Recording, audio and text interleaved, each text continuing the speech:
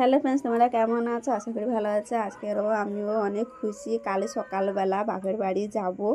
এই দেখো নেক পালিশও পড়াও হয়ে গেছে, আর সব গুছানাও হয়ে গেছে। এই দেখো আমার মেয়েদের ড্রেসও সব রেডি করে নিয়েছি। এই দেখো জামা প্যান্ট বাড়া হয়ে গেছে। আর ভাবছি এই ব্লাউজটা আমি কাটিয়েছিলাম একটা ব্লাউজ ম্যাচিংয়ে। এই দেখো এই ভাবলাম এই ব্লাউজটাও পরে যাব। আর আমার মেয়ে এটা চয়েস করেছে। এই দেখো কেমন লেগেছে বলো। ভাই ফোটার সময় পেয়েছে, এইটা তার মাসি দিয়েছে, এটা পরে যাবে। আর আমি তো যাব, আমি তো খুব খুশি হয়ে গেছি। কালকে বাপের বাড়ি যাব। বাপের বাড়ি গিয়ে সেখান থেকে আমার জ্যাসগুলো যে মারা গেছে, আমরা 10 দিনে নখ কাটবো। বাপের বাড়ি ওখানে বোন আছে, আমি আছি, ওখানে আমরা জ্যাসটা ছুঁচু কাটাবো।